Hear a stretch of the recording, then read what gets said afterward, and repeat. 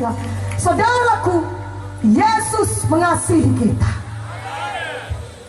Firman Tuhan berkata dalam Roma 8, kalau anaknya yang tunggal pun diserahkannya kepada kita untuk mati menebus dosa kita, sehingga kita bisa masuk ke sorga, masakan ada yang ditahankan Tuhan lagi bagi kita? Tuhan mau hidup saudara berkelimpahan. Untuk itulah Yesus datang, saudaraku. Untuk itulah Dia mati bagi kita. Firman-Nya berkata, oleh bilur Yesus saudara sudah sembuh. Maka pada malam hari ini, dimanapun saudara berada, percaya firman Tuhan ini, maka saudara akan menerima kesembuhan saudara. Katakan amin. Setan itu jahat. Setan itu datang mencuri, membunuh, dan membinasakan. Yohanes 10 ayat 10 mengatakannya. Itulah pekerjaan setan, membuat saudara sakit. Dia curi damai saudara sehingga saudara stres. Dia curi uang saudara sehingga saudara miskin. Dan dia mau membunuh saudara, mau membinasakan saudara. Tapi puji Tuhan, malam ini saudara sudah mengaku Yesus sebagai juru selamat saudara. Maka setan tidak punya hak lagi bagi saudara dalam hidup saudara. Katakan amin. Dan Tuhan sudah memberikan kuasa kepada kita menjadi anak-anaknya, menjadi anak Bapa di sorga. Wah, luar biasa. Kita sudah menjadi anak Bapa di sorga.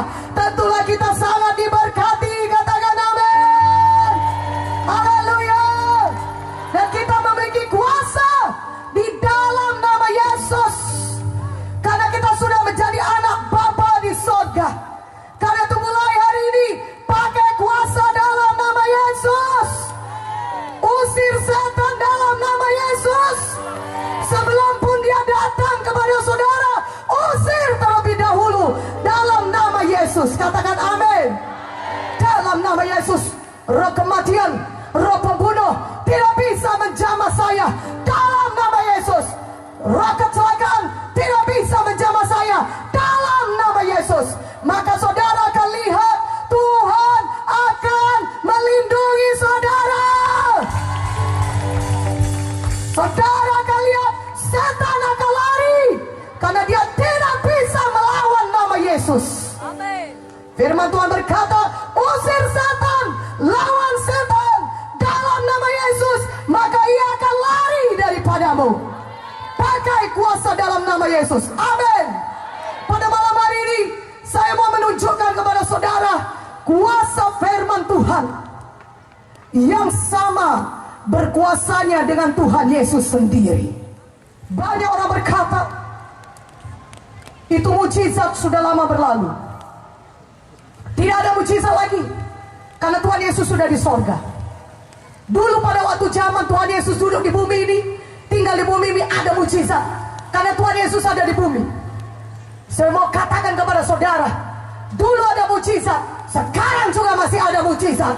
Karena Yesus Kristus tetap sama, baik kemarin, hari ini, maupun selama-lamanya. Berikan kemuliaan bagi Tuhan Yesus. Lebih meriah, lebih meriah, lebih meriah. Haleluya. Yang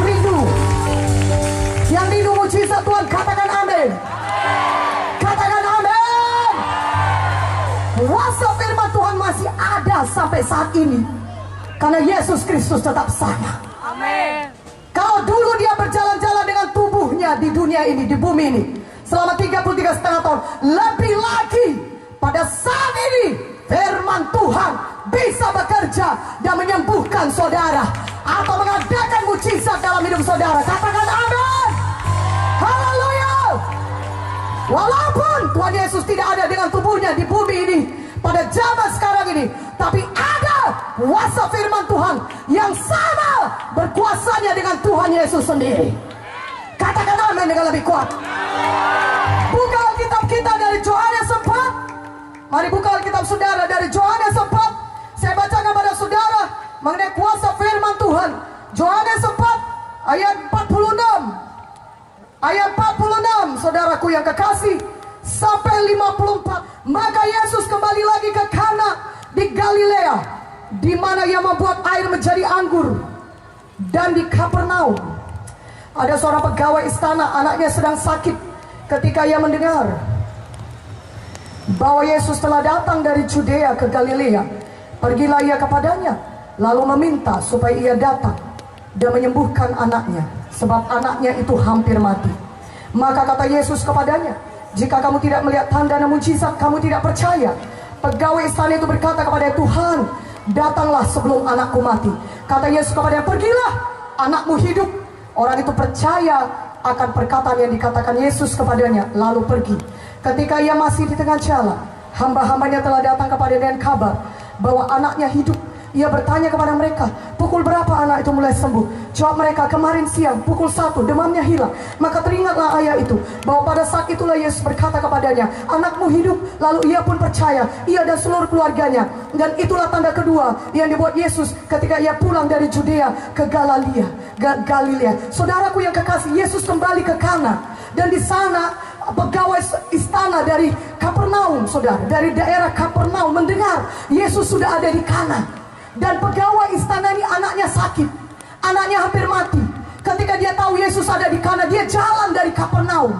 Dia jalan jauh, itu kira-kira 40 km sampai ke Kana. Saudaraku yang kekasih dalam nama Yesus, pegawai istana itu jalan demikian jauh menjumpai Yesus, berkata, Yesus, anakku sakit dan hampir mati, mari datang ke rumahku, sembuhkan dia.